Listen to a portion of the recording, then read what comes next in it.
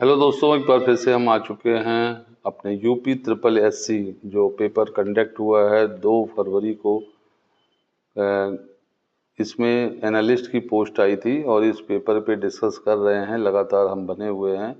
और इस पेपर में जब हम नेक्स्ट क्वेश्चन पे आते हैं तो नेक्स्ट क्वेश्चन है, which of the following is not an alternative sweetener approved for human use.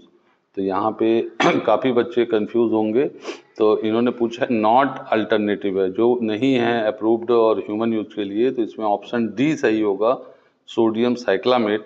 और बच्चे सैकरिन से कंफ्यूज होंगे, लेकिन इसमें आंसर डी होना चाहिए, सोडियम साइक्लामेट। नेक्स्ट हम आगे बढ़ेंगे, तो नेक्स्ट क्वेश्चन है कि accelerated stability testing of emulsion is done by. Accelerated stability testing पूछा जा रहा है इमल्सन के लिए, इज डन बाय। ऑप्शन दिया गया है phase separation, cracking, centrifugation, phase inversion. तो जो स्टेबिलिटी टेस्टिंग होती है इमल्सन के लिए, उसमें फेज इन्वर्जन, डी ऑप्शन सही होगा। नेक्स्ट आगे बढ़ते हैं, खाली जिलेटिन कैप्सूल में नमी की मात्रा की वांछित सीमा क्या है। अब देखिए, ये थोड़ा सा डाउटफुल क्वेश्चन है, इसमें काफ़ी बच्चे कंफ्यूज होंगे।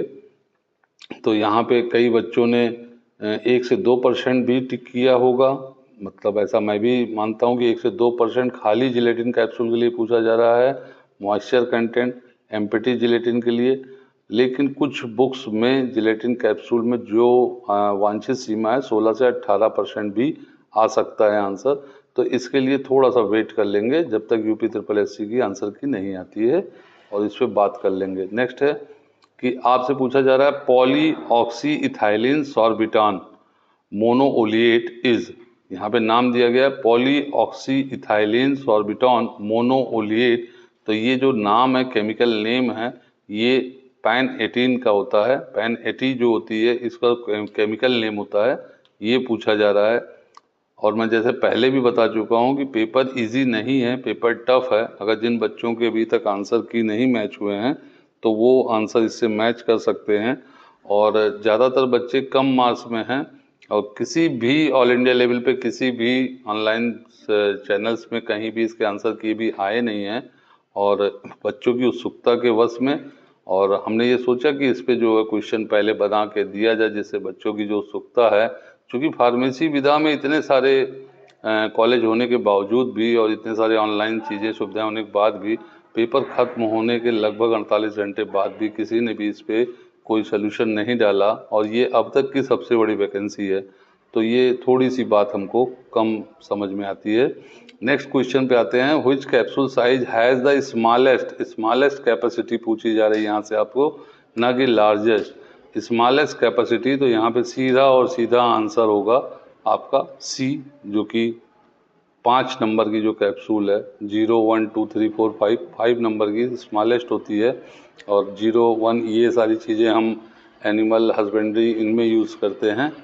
नेक्स्ट हम आगे बढ़ते हैं, तो नेक्स्ट क्वेश्चन है which one is the correct for the reaction that test the reactivity of alcohol with hydrochloric acid। यहाँ फिर से क्वेश्चन को देखेंगे, which one is correct for reaction that test the reactivity of alcohol with hydrochloric acid। तो यहाँ पे जो answer आएगा आपका, ये ऑप्शन है Williamson ether synthesis, Lucas test, Reimer Tiemann aldol condensation. तो यहाँ पे ल्यूकोज टेस्ट आंसर सही होगा। नेक्स्ट क्वेश्चन पे आते हैं, which method is commonly use for capsule ceiling. देखिए, कैप्सूल और टैबलेट दोनों से काफ़ी क्वेश्चन आए हैं, टैबलेट डिफेक्ट, कैप्सूल डिफेक्ट, इन सारी चीज़ों पे आए हैं। तो अगला क्वेश्चन है, which method is commonly use for capsule ceiling. तो यहाँ पे जो करेक्ट आंसर होगा 30 के क्वेश्चन में, वहाँ पे हम बी मारेंगे, बैंडिंग। क्योंकि कैपिंग, प्रेसिंग और सिंटरिंग, ये जो चारों ऑप्शन दिए गए हैं, ये भी डिफेक्ट में ही आते हैं, लेकिन इनका कैप्सूल से नहीं है। ये बैंडिंग जो है उपयोग किया जाता है यहाँ पे। Which method is commonly use for capsule ceiling, capsule ceiling के लिए हम बैंडिंग करते हैं। नेक्स्ट आते हैं, पानी में कम घुलनशीलता, इंग्लिश में ही पढ़ते हैं क्वेश्चन को, थोड़ा सा इजी होता है।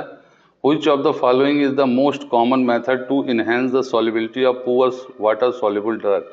अगर हमको बढ़ाना है किसी भी पुअरली वाटर सॉल्युबल ड्रग की विलेयता को, सॉल्युबिलिटी को बढ़ाना है, तो हम यहाँ पे क्या करेंगे, हम यहाँ पे सीधे सीधे पार्टिकल साइज रिडक्शन करेंगे। और ये बहुत ही इजी है, इसमें कोई भी डाउट नहीं है कि यहाँ पे हम पार्टिकल साइज रिडक्शन करेंगे। ऑप्शन बी है, क्वेश्चन नंबर 31 क्वेश्चन है, तो यहाँ पे इसका आंसर बी होगा, पार्टिकल साइज रिडक्शन। नेक्स्ट देखिए, पेपर ये टफ है, नो डाउट पेपर अच्छा बनाया गया है और पेपर कॉपी पेस्ट नहीं है, मीन्स काफ़ी क्वेश्चन यहाँ पे क्रिएट किए गए हैं, बनाए गए हैं। तो जिसने भी यूपी SSSC के इस पेपर को डिज़ाइन किया है, बनाया है, मैं उनको सल्यूट करता हूँ और उन्होंने बहुत अच्छा पेपर बनाया है और काफ़ी अच्छे फार्मेसी के भी क्वेश्चन काफ़ी अच्छे हैं।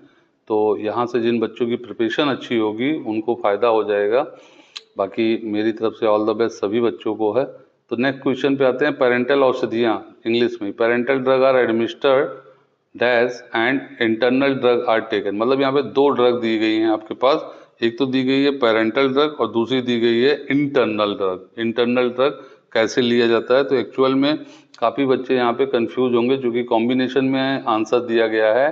तो पहला है बाय माउथ, बाय इंजेक्शन और इन्फ्यूज़न, सेकेंड है बाय इंजेक्शन और इन्फ्यूज़न बाय माउथ, थर्ड है आईवी और आईएम, नेक्स्ट है आईएम और आईबी।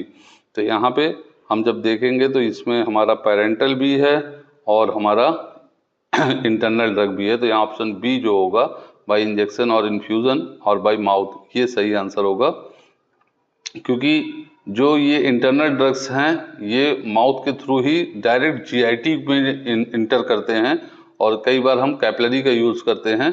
तो ये बिल्कुल सही आंसर है, क्योंकि पहले में यहाँ बाय माउथ दे दिया बाय इंजेक्शन, तो ये बिल्कुल गलत हो जाता है। इंजेक्शन के थ्रू पेरेंटल ड्रग जाएंगे, ये बिल्कुल सही है, और बाय माउथ ये जाएगा। ये दोनों ऑप्शन तो सोचने लायक भी नहीं है। नेक्स्ट आते हैं 33 पे। तो 33 पे आप देखेंगे, आपसे पूछा जा रहा in ophthalmic formulation which of the following prevent irritation caused by the pH imbalance. तो देखिए, जब पीएच में हम बात करेंगे, चाहे हेंडरसन हेसलब्लेस हो, चाहे पीएच हो या फिर पीके वैल्यू, काफ़ी क्वेश्चन पीएच से रिलेटेड है। तो यहाँ पे सीधा सीधा बफरिंग एजेंट होगा। बफरिंग एजेंट का काम ही होता है कि हम इरिटेशन को पीएच को रजिस्ट करें, पीएच को कांस्टेंट करें। मीन्स ऐसा सोल्यूशन जो थोड़ी मात्रा में अम्ल और क्षार के जाने पर, in small amount of addition of acid और base, there is no change in pH. तो ये बफरिंग एजेंट जो होते हैं ये पीएच को नहीं बदलने देते हैं। नेक्स्ट क्वेश्चन पे आते हैं। नेक्स्ट क्वेश्चन है, which type of aerosol system deliver a constant and control drug dose. ये बहुत अच्छा क्वेश्चन है, दो क्वेश्चन आ चुके हैं अब तक हमारे एरोसॉल से। एक तो कंटेनर वाला क्वेश्चन है और दूसरा जो यहाँ पे आया हुआ है, इसमें ऑप्शन देखेंगे तो ऑप्शन है dry powder inhaler, meter dose inhaler. तो यहाँ पे देखिए, जो मीटर डोज इनहेलर होते हैं उसमें मीटर बने होते हैं कि सपोज दैट आपको 60 उसमें लेना है, 50 लेना है, 100 लेना है, तो उस मीटर को आप सेट कर सकते हैं। तो जिन घरों में, जिन छात्रों के घरों में अगर पुराने आपके जो दादाजी दादी होंगी और कोई भी ऐसे अस्थमेटिक पेशेंट होंगे माइल्ड या सीवियर, तो उनके पास इनहेलर होगा। तो आजकल के जो मीटर डोज इनहेलर है वो लोग यूज करते हैं, तो वहाँ से भी आप इसको देख सकते हैं। तो ये वहीं से उठाया गया क्वेश्चन है कि जो एरोसॉल कंटेनर होते हैं उसमें मीटर डोज इनहेलर लगे होते हैं, मीटर डोज, जिसको हम सेट करके नियंत्रित खुराक ले सकते हैं, कंट्रोल ड्रग डोज ले सकते हैं। नेक्स्ट आते हैं हम, नेक्स्ट हमारा जो आता है वो है अगला question 35, rat holing phenomena relate with. अब रैट होलिंग मतलब, रैट का मतलब तो चूहा ही समझते हैं, होलिंग का मतलब जो गड्ढे होते हैं, phenomena related with. First option है filling of capsule, second option है पुअर फ्लो ऑफ ग्रेन्यूल्स, और मेंटेनिंग, थर्ड है maintaining the flow of granules, tablet disintegration. तो जो ये रैट होलिंग फिनोमेना है ये एक्चुअल में पुअर फ्लो ऑफ ग्रेन्यूल्स से रिलेट करता है। क्यों? क्योंकि हम ये चीज़ जानते हैं, जो मेंटेनिंग करना होता है फ्लो ऑफ ग्रेन्यूल्स को, वो उसको बनाए रखने के लिए मतलब कि अलग ही चीज़ होती है, और टेबलेट डिसइंटीग्रेशन से तो कोई मतलब ही नहीं दूर दूर तक। तो यहाँ पे हमारा आंसर होगा B, poor flow of granules. कोई भी छात्र डिप्रेस नहीं होंगे हमको अभी तक का जो मिल रही है, हमको जो अनुमान है अपने अनुभव से, कि इसमें काफ़ी लोअर मेरिट पे भी सिलेक्शन होने के चांसेस बने रहेंगे, क्योंकि सीट काफ़ी है और जो छात्र हैं उनकी संख्या कम है। नेक्स्ट, शेड्यूल एच औषधि है। देखिए शेड्यूल से क्वेश्चन है, शेड्यूल एच ड्रग, जो कि हम जूरिस में पढ़ते हैं, schedule H drug are categorise as.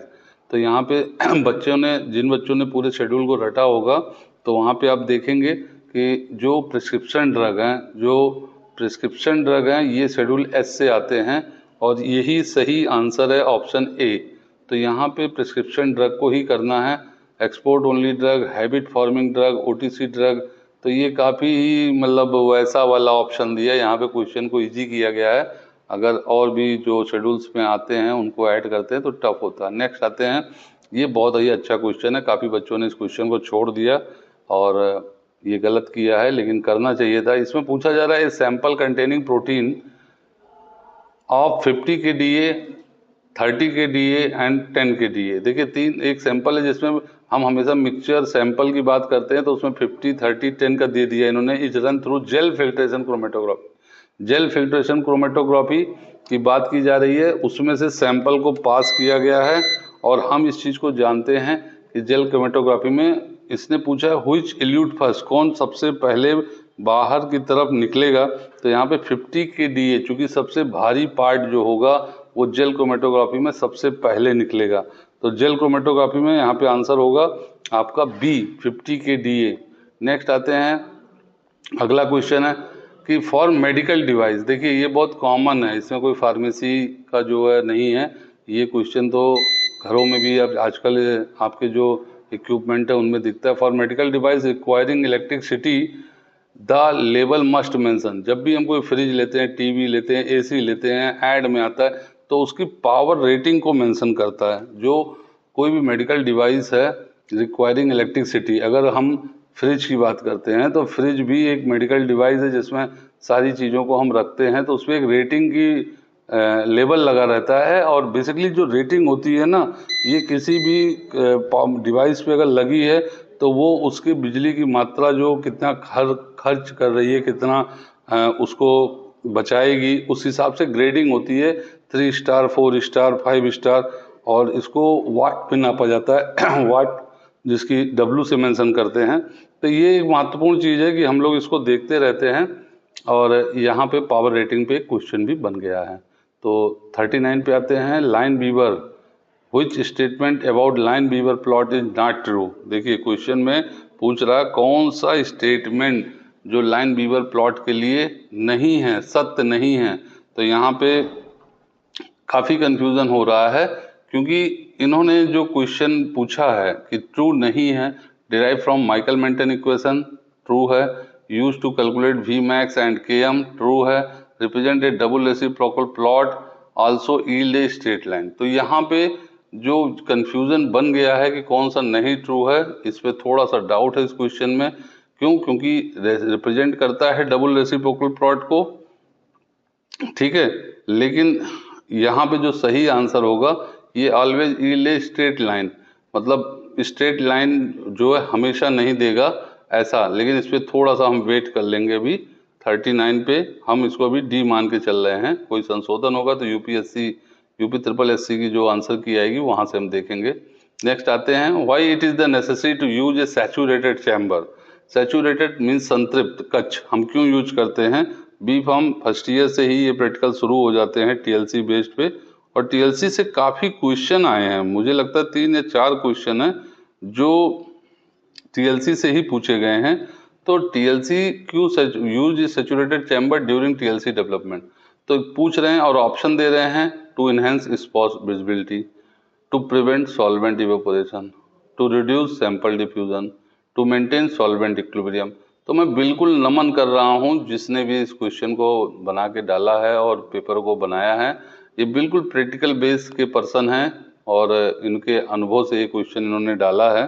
तो यहाँ पे जो क्वेश्चन का आंसर होना चाहिए मेरे हिसाब से वो मेंटेन सॉल्वेंट इक्विलिब्रियम, क्योंकि जब भी हम टीएलसी को चैम्बर को सैचुरेट करते हैं तो उसकी वजह से क्या होता है कि सॉल्वेंट इक्विलिब्रियम बनाए रखने में मदद करता है। और इसके बाद इसके बाद जो है यहाँ से क्या होता है कि यहाँ से हमारा जो सॉल्वेंट है वो इक्विलिब्रियम बनाता करता है, जिससे जो हमारा सॉल्वेंट सिस्टम है, आप पोलर और नॉन पोलर का जो भी मिक्सचर लिया है तो उसकी जो फ्लो है वो अच्छी हो जाती है।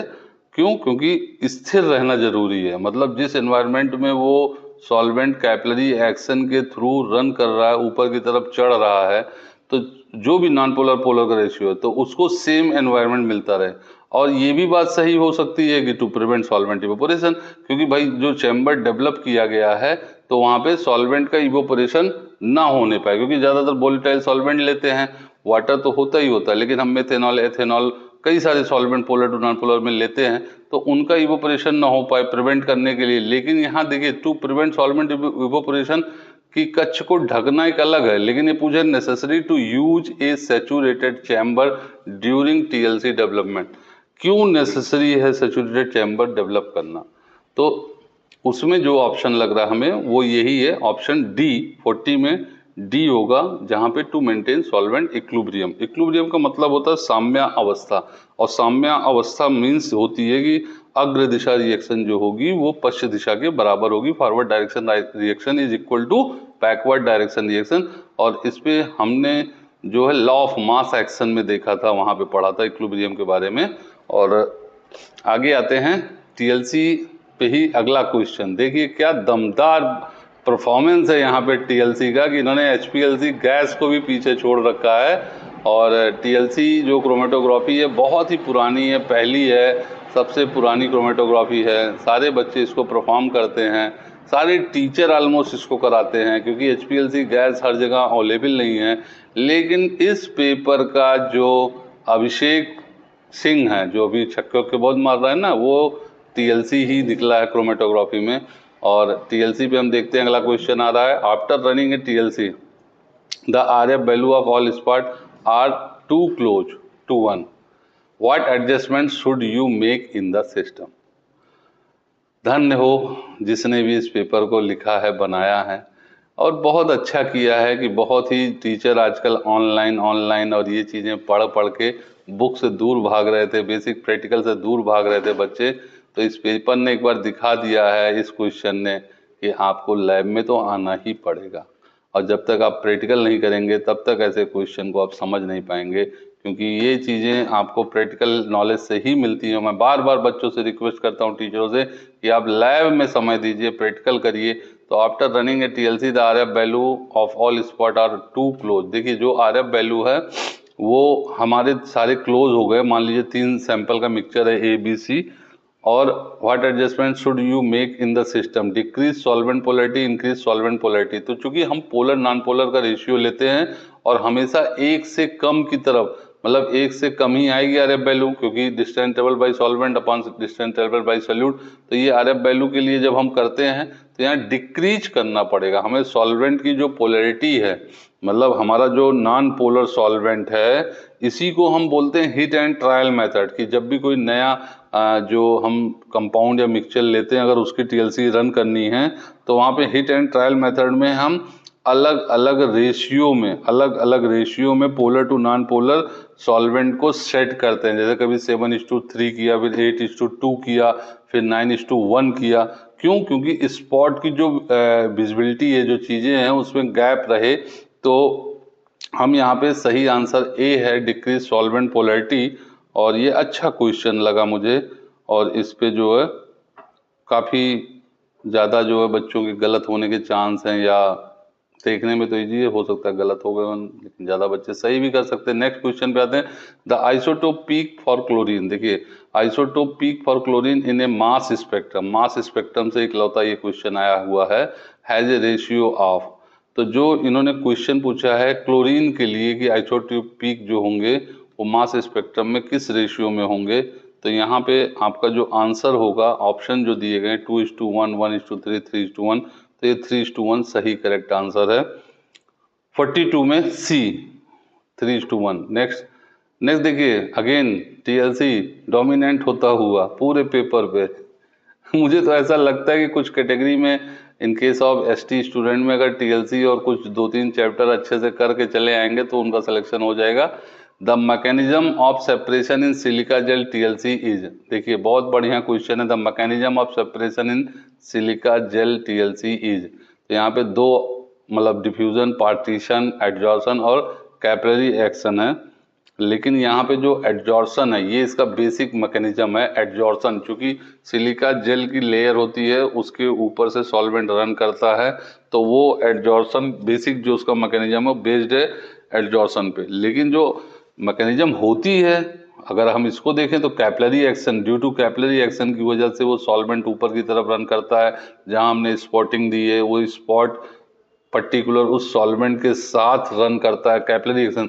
लेकिन हम यहाँ पे इस ऑप्शन में सी लेके चलेंगे, 43 में सी एडजॉर्शन। नेक्स्ट आते हैं, हमारा अगला क्वेश्चन होगा 44। ठीक है, 44 में what is the wavelength range.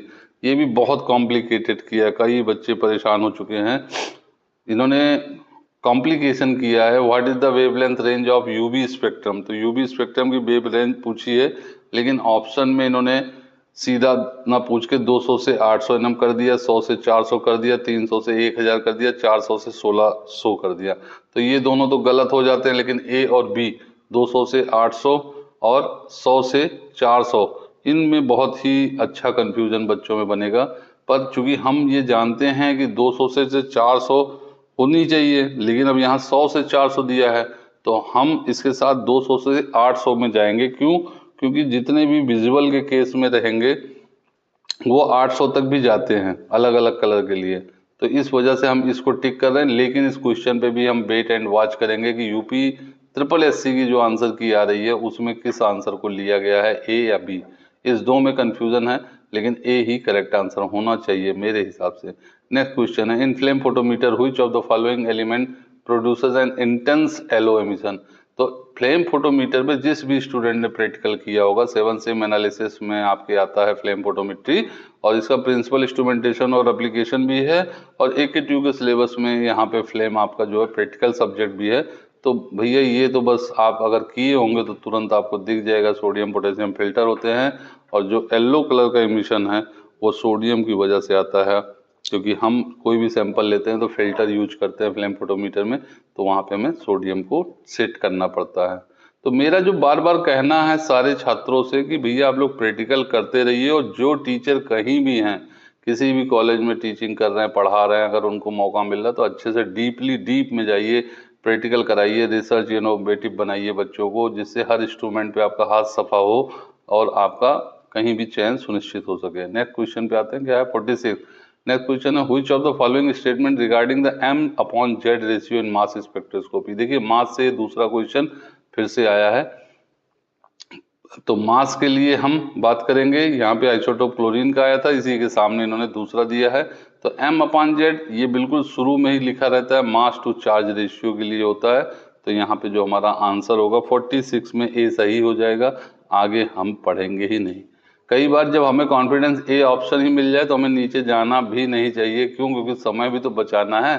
तो बहुत ही कम टाइम था, काफ़ी बच्चों के क्वेश्चन छूट भी सकते थे।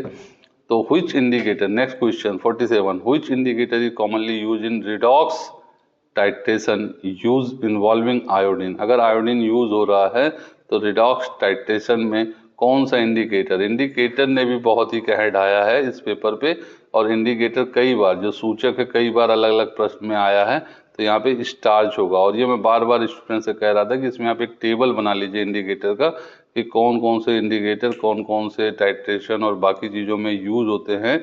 इंडिकेटर और डिटेक्टर ये दोनों बहुत इंपॉर्टेंट थे। तो एंड पॉइंट जो आती है उसकी स्टार्च लेती है जिम्मेदारी। फिनोप्थिलीन एसिड बेस्ड टाइट्रेशन में यूज होता है, methyl orange acid based titration में यूज होता है, ठीक है ना। और फ्रियॉन जो होता है, फ्रियॉन का थोड़ा सा रोल आता है वहाँ पे बोलार्ड्स मेथड में, वो प्रेसिपिटेशन टाइट्रेशन का मेथड है। तो इस तरीके से इसमें स्टार्च ही सही आंसर है रिडॉक्स टाइट्रेशन में। नेक्स्ट आते हैं, निम्नलिखित में कौन सा नाभिक, नेक्स्ट सॉरी इंग्लिश में कहते हैं, which amongst the following nucleus is not NMR active. तो यहाँ पे 48 में पूछा जा रहा है, NMR से न्यूक्लियर मैग्नेटिक रेजोनेंस से क्वेश्चन है, और यहाँ पे जो आपका नाभिक सक्रिय नहीं है पूछा जा रहा, सक्रिय नहीं है, तो उस केस में आपका जो होगा वो कार्बन 12 होगा। क्यों? क्योंकि ये कार्बन 13 है, H1 है और ये 19 है, तो यही एक ऐसा है जो NMR एक्टिव नहीं होगा, कार्बन 12। ठीक है, तो ये आंसर हो जाएगा। Next, flame photometer, the detector use in flame photometer इस टिपिकली है। देखिए डिटेक्टर पे आ गया, अभी फ्लेम फोटोमीटर में फिल्टर पे आया था, कलर के फ्लेम पे आया था, तो फ्लेम कलर पे आया था, अब यहाँ पे हमारा डिटेक्टर पूछा जा रहा। तो डिटेक्टर और इंडिकेटर ये दोनों पे काफी क्वेश्चन है, TLC पे क्वेश्चन है। तो बेसिक जो फार्मेसी की एनालिसिस है उससे क्वेश्चन अच्छे अच्छे बनाए गए हैं और ऑप्शन दिए गए। तो यहाँ पे फोटो मल्टीप्लायर ट्यूब है, फोटो सेल है, थर्मोकपिल है और स्पेक्ट्रोफोटोमीटर है। तो यहाँ पे फोटो मल्टीप्लायर ट्यूब सही आंसर है जो एज ए डिटेक्टर यूज होता है फ्लेम फोटोमेट्री में। Option A is correct. Next आता है 50 question. Cation exchange chromatography usage A charge ion exchange resin with N affinity for molecule having net positive. देखिए यहाँ पे एक क्वेश्चन कैटायन एक्सचेंज क्रोमेटोग्राफी से आया, तो जब भी हम कोई कैटायन एक्सचेंज लगाएंगे मीन्स हम यहाँ पे यूज करेंगे अपोजिटली चार्ज जो आयन होंगे। तो यहाँ पे दो ऑप्शन दिए गए, positively negatively charge surface, positively function group. तो यहाँ पे आंसर जो होगा वो आपका बी होगा, निगेटिवली चार्ज सरफेस। तो निगेटिवली चार्ज सरफेस पे और कोई नहीं है, तो ये आंसर आपका सही होगा। Next 51 NMR, in NMR the chemical shift is expressed in. तो जनरली देखिए यहाँ पे ppm में पार्ट्स पर मिलियन में हम करते हैं, लेकिन इन्होंने क्वेश्चन को टफ करने के लिए सेंटीमीटर इनवर्स, हर्ट्ज, नैनोमीटर, मोल दे दिया है। तो यहाँ पे हम हर्ट्ज HZ को लेंगे और ये भी NMR के शिफ्ट, केमिकल शिफ्ट को एक्सप्रेस करने का एक मात्रक है, यूनिट है। तो हर्ट्ज में इसको हम एक्सप्रेस कर सकते हैं। नेक्स्ट आते हैं 52 पे। बहुत ही अच्छा क्वेश्चन, शानदार क्वेश्चन HPLC से आता हुआ। Consider the following statement about the HPLC, high performance liquid chromatography. तो ये तो आना ही था HPLC, क्योंकि ये इस समय क्रोमेटोग्राफी का किंग है, कैप्टन है HPLC। लेकिन इस कैप्टन को जो स्टार्टिंग बल्लेबाज TLC है उन्होंने बिल्कुल बीट कर दिया है, धुआंधार शतक करके TLC ने बिल्कुल HPLC को औंधे मुँह गिरा दिया इस पेपर में। तो HPLC is a technique use to separate, identify and quantify component in a mixture to by passing it through a column pack with a stationary phase. बिल्कुल सही बात है, इनका ये वाक्य एकदम मुझे पसंद आया, इसमें मैं इसको 100 मार्क्स देता हूँ। The mobile phase in HPLC is always a gas, ये रॉन्ग है, ये बिल्कुल रॉन्ग है, इसको कोई भूल से भी मत छूना, क्योंकि LC लिक्विड क्रोमेटोग्राफी, यहाँ पे ऑलवेज ए गैस, ये बिल्कुल गलत बात है। तो नेक्स्ट है HPLC can be analyse compound that are not volatile and thermostable. ठीक है, ये भी बात सही है। ठीक है, तो यहाँ पे दो वाला जिसमें नहीं होगा, देखिए सब में इन्होंने तीनों ऑप्शन में दो डाल दिया है, तो दो वाली बात बिल्कुल गलत है, यानी कि ए ऑप्शन बिल्कुल सही है HPLC केस में 1 और 2। तो ये क्वेश्चन नंबर हमारा 53 हो गया और 52 का फर्स्ट ए आंसर सही है। 53 में चलते हैं। 53 में आप TLC, सॉरी इंग्लिश में आता है, you are analysing a mixture of amino acid with TLC। देखिए TLC तो TLC हो चुकी है, TLC ने अपनी वैल्यू इस पेपर में बहुत बढ़ा ली है। कॉलेजों में तो वैल्यू घट गई थी, लेकिन इस पेपर में आके अब शायद कॉलेज वाले भी जो है कुछ TLC चैम्बर, आयोडीन चैम्बर, निन हाइड्रोजन सोल्यूशन और आपका जो 50% H2SO4 इंडिकेटर है, तो ये सब अब खरीदेंगे, रखेंगे कि भैया इस पे क्वेश्चन भी आता है। You are analyzing a mixture of amino acid with TLC and notice that the spot are not visible under UV light. What should you do? बहुत अच्छा, बहुत ही दिल को छू लेने वाला क्वेश्चन है। Spray with an iodine chamber, use a bromophenol indicator, use a fluorescence indicator. देखिए फ्लोरोसेंस इंडिकेटर तो तुरंत गलत हो जाता है, क्योंकि ये हमारा एमिनो एसिड की बात हो रही है। तो फ्लोरोसेंस इंडिकेटर हम कहाँ यूज करते हैं? हम यूज करते हैं प्रेसिपिटेशन टाइट्रेशन में, और वहाँ पे हमारा जो गैलुशॉक्स मेथड्स था वहाँ पे हमने यूज किया था। और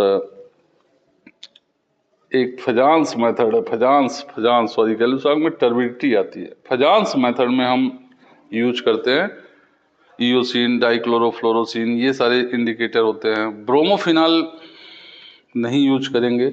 और स्प्रे विद निनहाइड्रिन, ये बिल्कुल अच्छा आंसर लग रहा है हमको, और ये भी सही है, ऑप्शन डी जो हमारा 53 क्वेश्चन नंबर में डी आएगा, स्प्रे विद निनहाइड्रिन। निनहाइड्रिन बहुत ही अच्छे से हम लोग इसका टेक्निक यूज भी करते हैं, सारे छात्र करते हैं।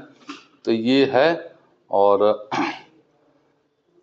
इस पे लेकिन थोड़ा सा वेट करेंगे। Spray with an iodine reagent, spray तो नहीं होता आयोडीन रिएजेंट से, क्योंकि हम आयोडीन चैम्बर में रखते हैं, उसमें कॉटन लगा के उसमें आयोडीन डोल के, तो वो करते तो हैं अमीनो एसिड के लिए, बट ये स्प्रे बोल रहे हैं तो ये गलत हो जाएगा।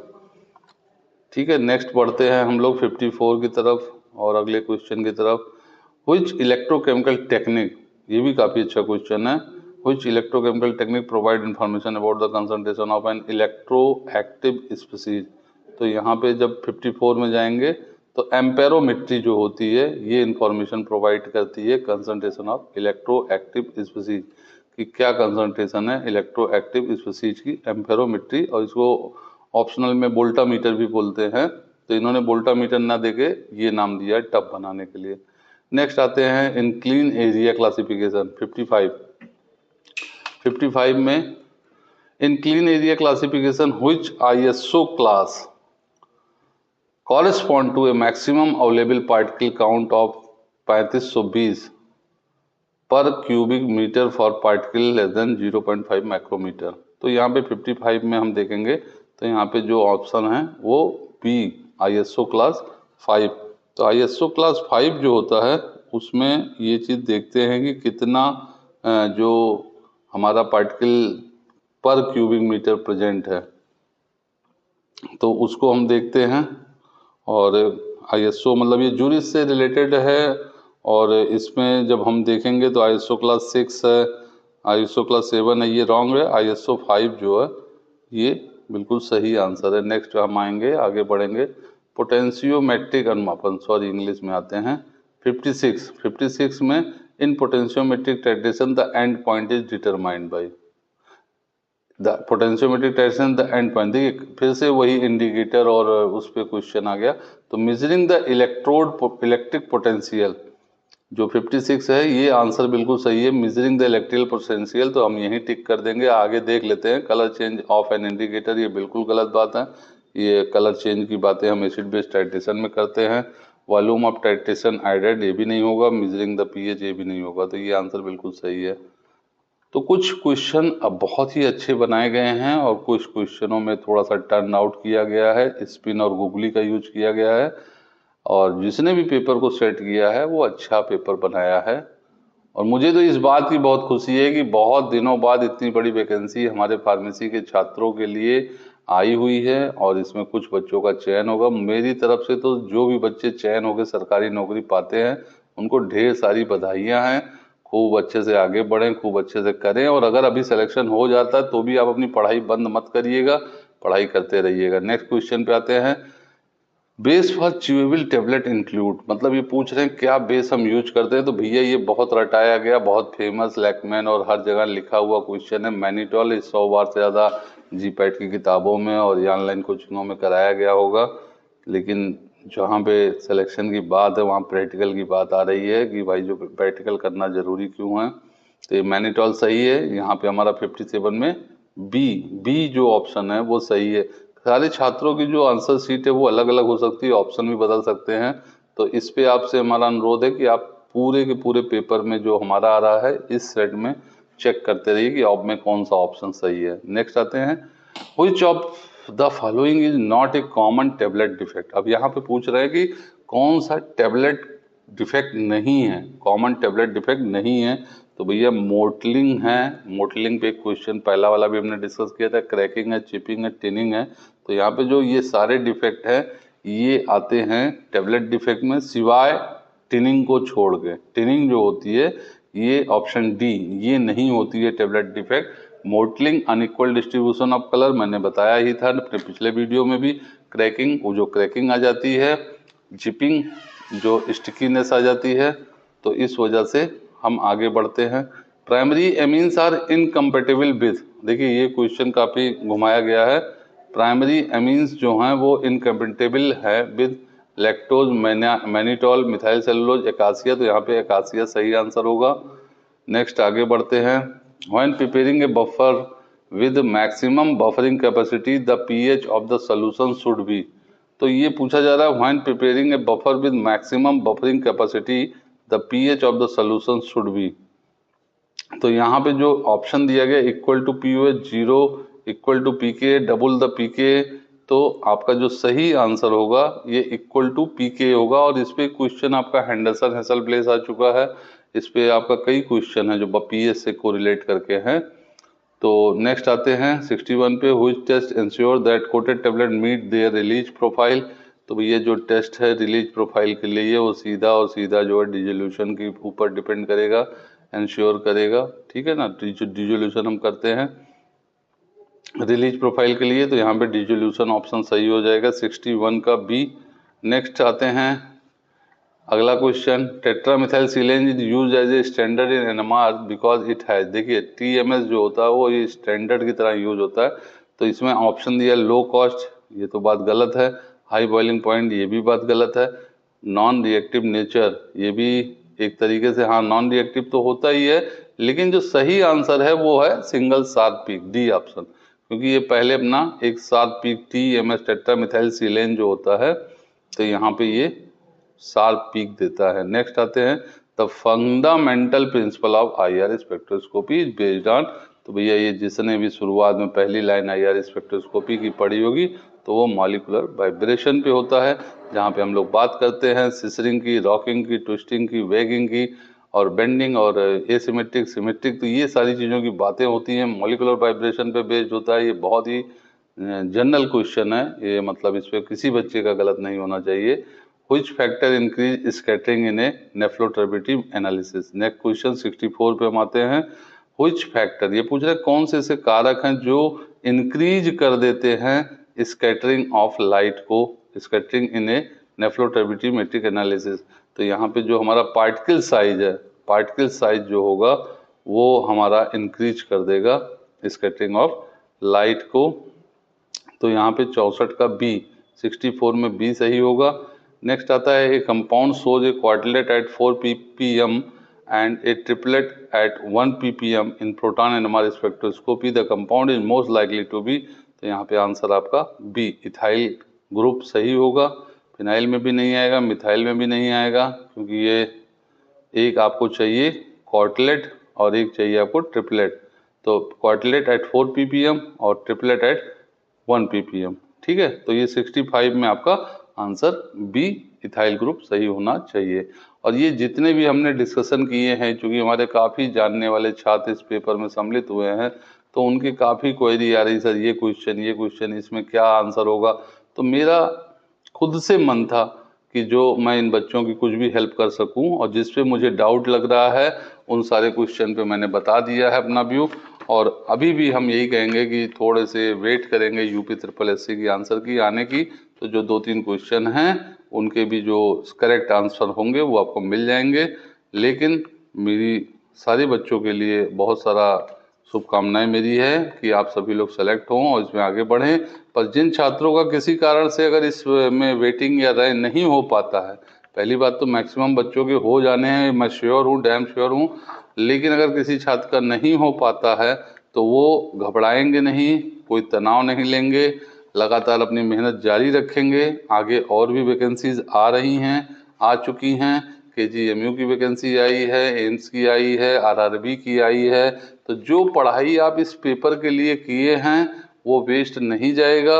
अगर आपने अभी तक इस पेपर के लिए पढ़ाई नहीं की है या ना करके भी पेपर दे दिया है, तो आगे के लिए आप तैयार हो जाइए, आपकी सीट सुनिश्चित है, आपकी सफलता सुनिश्चित है। मेरी दुआएं आपके साथ हमेशा हैं। अपने गुरुजनों का, माता पिता का आशीर्वाद लेते रहिए और लगातार बने रहिए। धन्यवाद।